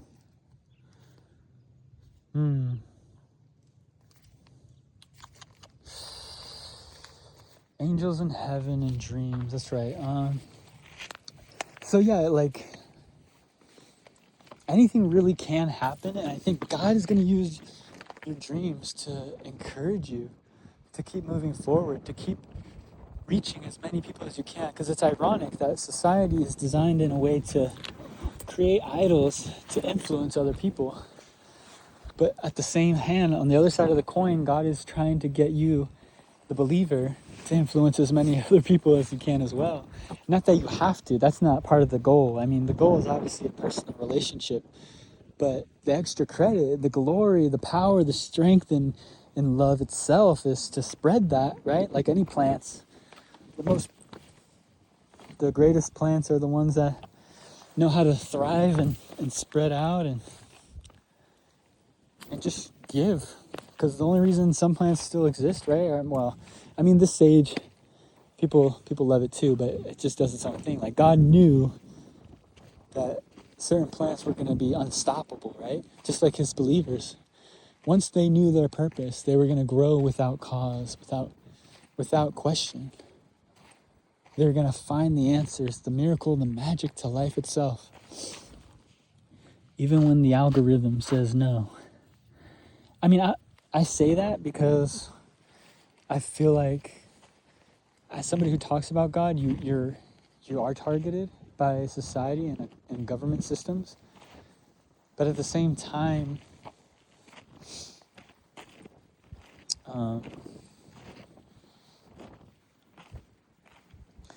would I ever be, like, how would it affect me, right? Like, because I don't know what it's like to have a lot of people watching me, and I also have a lot of social anxiety.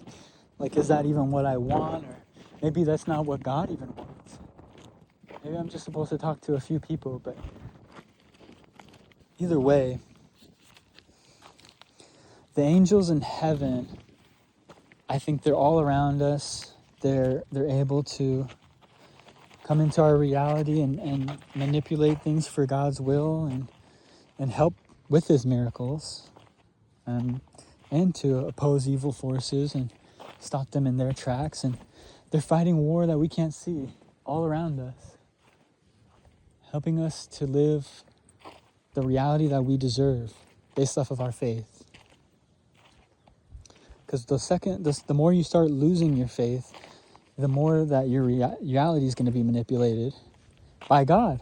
Because he's like, well, if you're not going to listen right now in this situation, we're going to have to make it more obvious. And the only way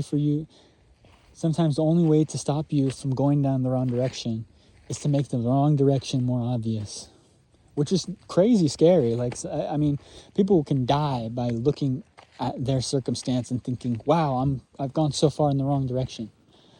There's nothing that can save me, because that's how little faith in God they have. But without that opportunity, without them seeing that, their reality would have been even worse. God had prevented them from suffering even greater tragedy.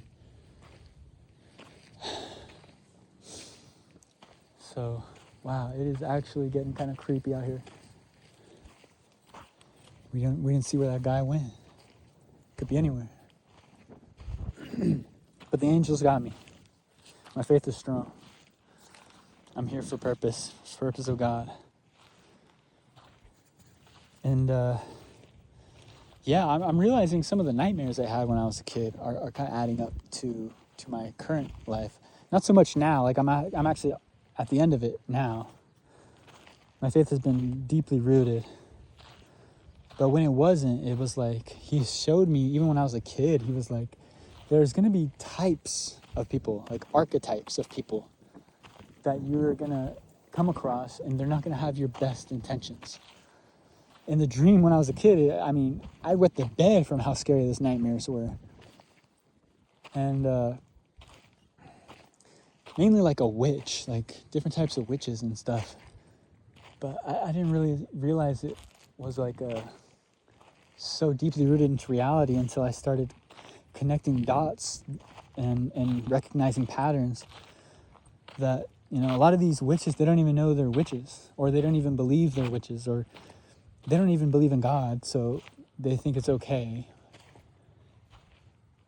And I'm targeted because I was always going to talk about God, or at least maybe that's the direction I was always leaning towards at a young age. But getting out of it now, it's like I'm starting to have, like I said, even last night, I know it's been like 3 nights in a row I've had a good dream, and I've been like, dude, I want to go back to sleep. I want to sleep all day long and just live in a good dream, because I think that's what heaven is. It's a never-ending good dream, because God is in control, so you don't have to worry about evil, because it literally won't even exist in a good dream. Like, I remember there was like the DMV, but I was making friends, and it was like literally other streamer there that that I had watched for a while. And we ended up going through the wrong route, and there was a bunch of alligators or crocodiles.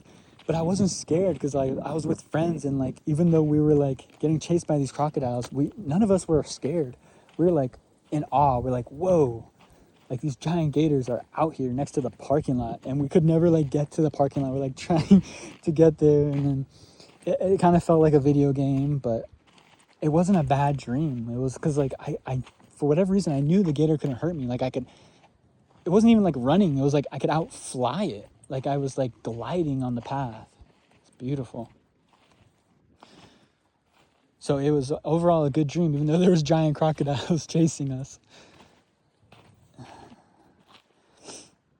I guess we can lead into diet. I don't want to touch too much on diet, but it has been incredibly helpful for me to just not try to gain weight, even though in society it would have helped me. It would have probably helped me go down the wrong path, because the people that are obsessed with flesh want you to be big and strong so they can use you, or they can put you into places where they don't want to go themselves. But God doesn't care who or what you are, what size or weight. He can use you to spread unconditional love. It doesn't take a giant or a mouse to be required to make or experience or spread unconditional love. Everyone has access to that, no matter where you are. It's like deeply rooted cranial technology that we all have to experience. And God will manipulate your reality based off of how strong that is in you, and how well you know how to use it, because it is like a weapon against evil. So don't worry about trying to fit into society with your diet. Just know that, if you're going to eat a bunch of flesh, you're going to feel like shit, because I don't think God wants us.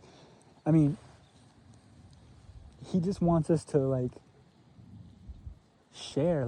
When I was watching The Chosen, great series, everyone should watch it, I realized like back in the day, people lived off of a lot less because there was way more evil in control over way more people, and they had way less opportunity.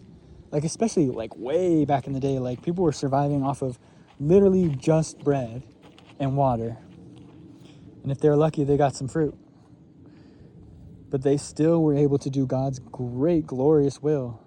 Some of them, like in the book of Ruth, like a lot of those people were struggling. And God still was able to use miracles and magic to get them through. So what you eat isn't as much as important as if you're being graceful with your food. I'm not saying like every meal you got to go and feed somebody, but like if you treat food as like an opportunity for you to share unconditional love with other people, you're not going to obsess over it. You're not going to try to manipulate your flesh to become something that can be used for evil. So diet's important, but it's not as important as having unconditional love for people. And if you have unconditional love for people, you'll never overindulge, because you're going to be too focused on helping others if you can, especially when you can. And that's oftentimes the most difficult time to do it, because your flesh has already gotten a hold of you. Depending on, the situation or your environment, you could be already in an environment, in a situation where you're encouraged to indulge. Like when I was in the army, it was like all about gaining weight, being in shape, and blah, blah, blah. I mean, you could get kicked out for all that stuff. But God's never going to give you not enough food to not overcome the challenges that he puts in front of you. So I've always questioned why am I not gaining weight? Like it feels like a miracle that I didn't gain weight with the amount of food that I was eating. I was like, this doesn't even make sense. I'm eating more than everyone else, and I'm losing weight. No, I wasn't losing weight, but I was just like maintaining low less. I wasn't gaining enough weight, I thought, but I'm just meant to be this way. Life isn't meant, you're not supposed to force your flesh into a situation that makes society comfortable, right? Especially when society is going down the technological dark hole of death. The more you kind of wean your flesh from indulgence, the easier it is for you to control your flesh and to just devote your life to God and understand that he's the one that's in control of your flesh. If you surrender your flesh to him, he will not let it fall, but he doesn't need it to be indulgent. So I like to do smoothies for breakfast. Honestly, like, I haven't been eating a lot of lunches, but like just something super light if you can was awesome. I don't think people need to have like crazy big meals for 3 times a day, because my relationship with God has been growing, and I sometimes I'll just have 2 meals a day, and one of them will be big, and then the other one's like a smoothie. But like, I try to make sure I have at least one good sized meal a day.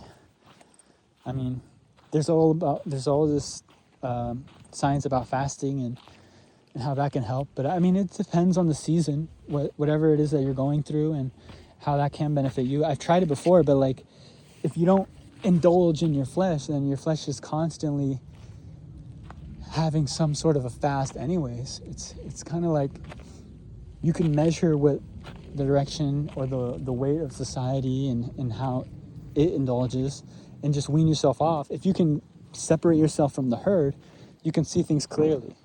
You can tell that, oh, they're all kind of going in the direction that society wants them to go in, so that they can sacrifice their flesh to society and basically not have to rely on God. When you put all your faith in the flesh, you stop even talking to God, because you think, oh, well, it's just getting in the way of my relationship to my flesh.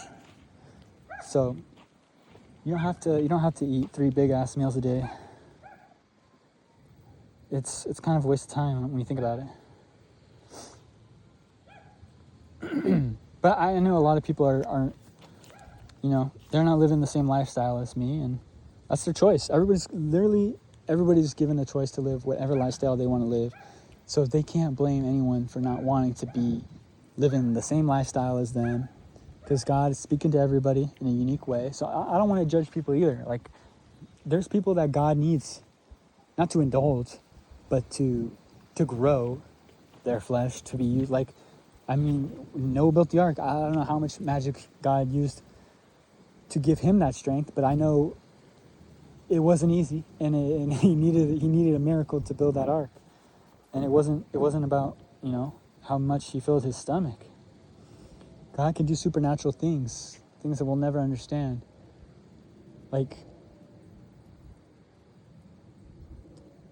there's just so many, like, if you look at the Bible, it's not only there, but if you look at your own life and you realize where you are now, There's no way that you got there. Like, none of it, for my opinion, from my perspective, every job I've ever had, I was trying to crunch the numbers, I'm trying to do the math, seeing about like what I had to do to get by and how other people got by, and it just did not add up. I could not make it make sense without there being someone adding and taking away portions or support in people's individual lives. Like, there was a time where I was eating so little, and I wasn't losing weight. Like, I was maintaining my body weight, and it felt like I was able to do what everyone else was able to do. And I was like, how are people so big? Like, I never see, like, sometimes I'll look at my reality and I'll be like, it's so made up. I never see, these people don't go to the bathroom, they don't eat, and they're giants. What is going on? Like what is happening behind the scenes? So I try not to question it too much and just have faith in God, because he's the one that's going to manipulate your individual experience. It's not meant to be like anyone else's. That's why we're all created uniquely, so that we can be tested on our individual relationship. And that's why it's always going to look different, because we're supposed to be different. God wants a mirage, or not a mirage, a collage of people. That's what's beautiful to him. He doesn't want everybody to look the same. It probably looks ugly to him. Look at how nature is. Nothing looks, I mean, in the more you zoom out, it looks similar, but like every little nook and cranny is unique, and not one rock is the same as another. So God knows the beauty and diversity, especially with his people. All right, last thing I'm going to touch on: unity, division, balance, and lifestyle.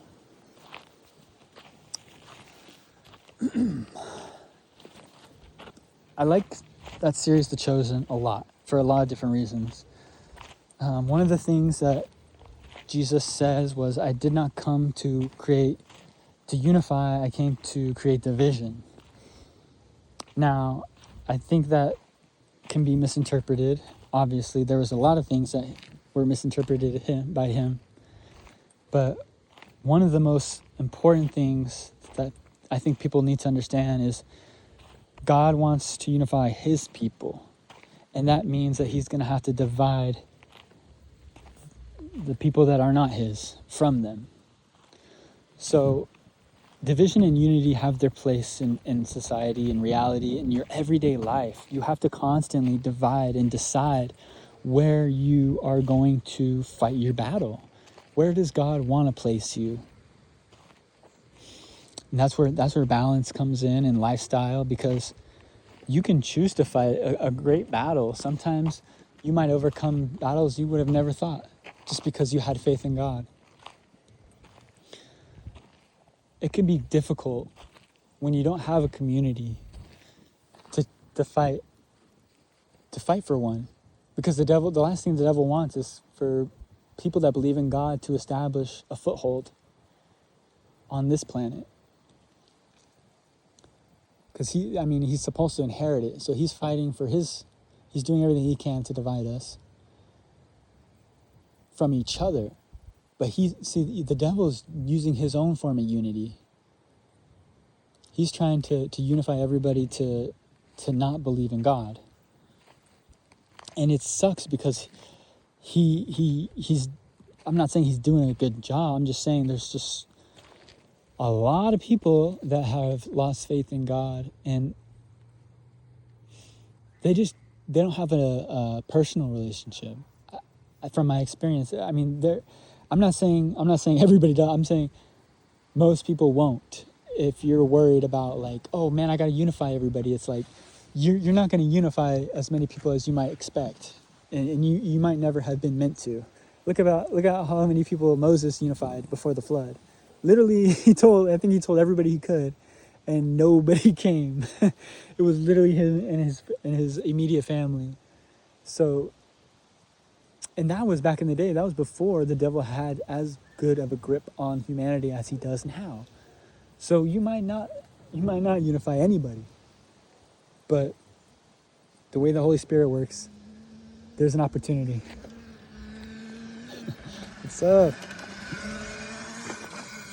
So we have a greater power than Moses did with the Holy Spirit to help other people understand the power of God. We have testimony, we have experience, we have community that Moses never got the opportunity to experience.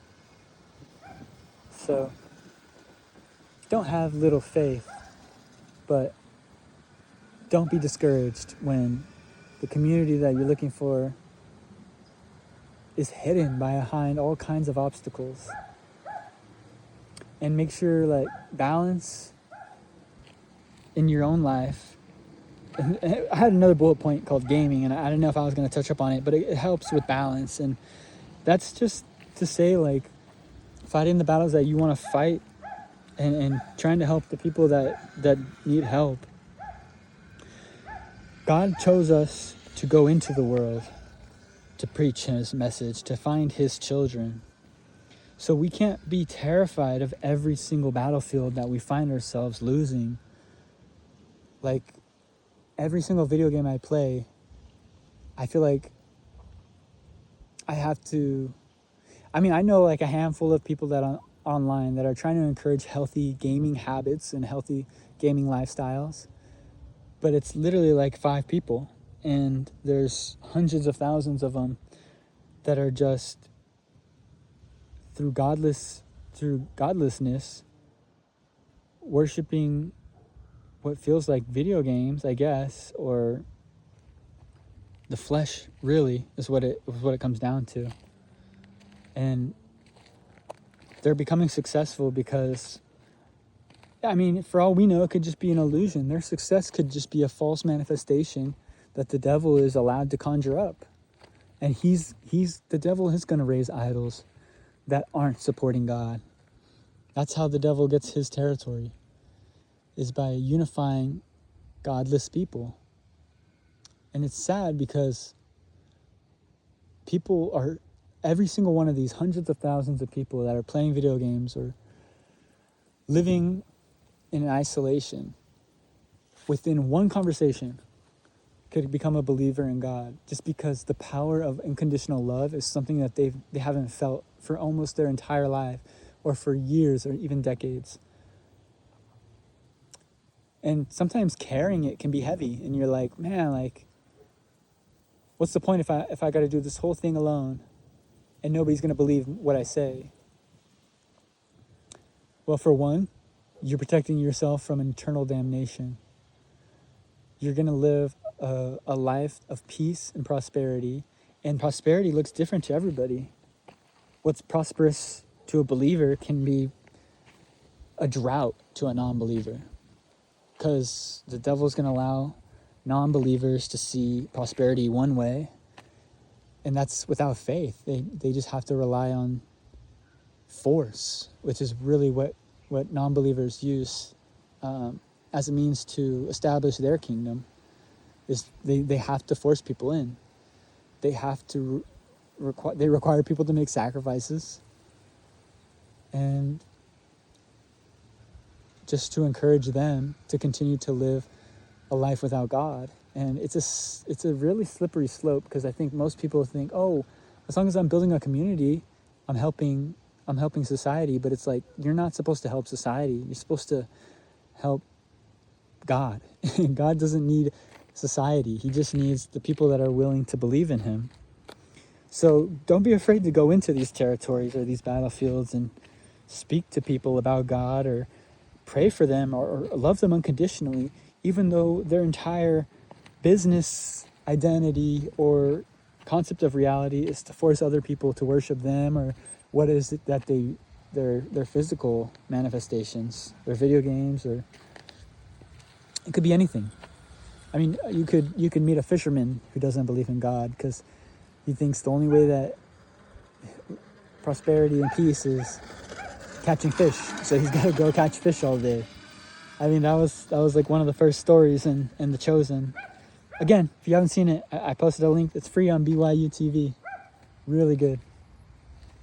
So I'm gonna cap this one off. This has been a life update. Actually, I was gonna play the lyre, and I might as well, since I'm out here. But yeah, let's play a little tune somewhere.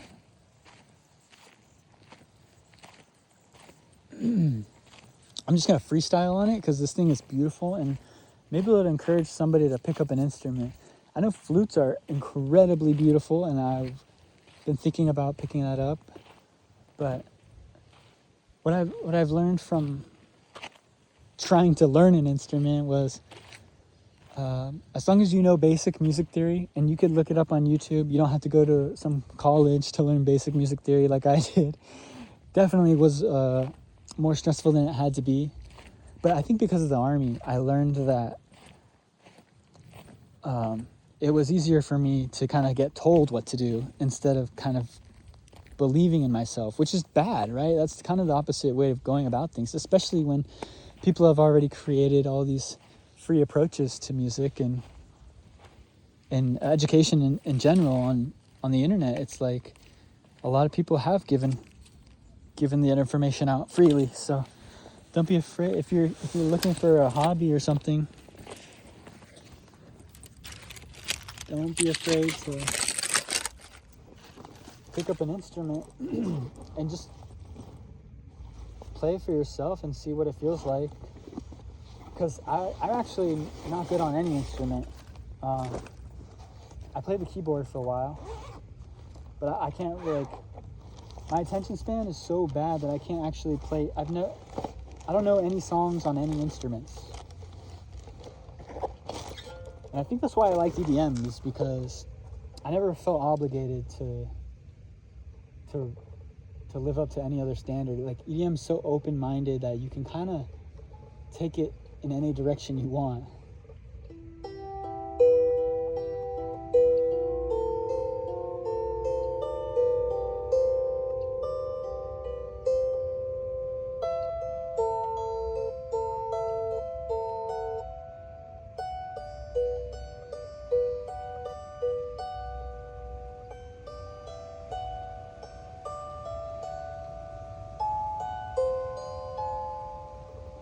So the way that I've kind of been freestyling is like, these are basically your white keys on a keyboard.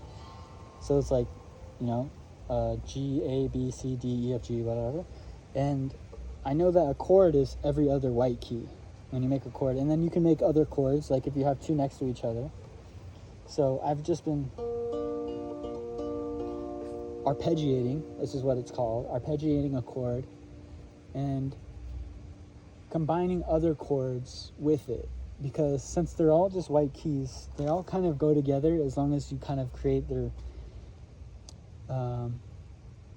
if you mix one string with another, right? Like...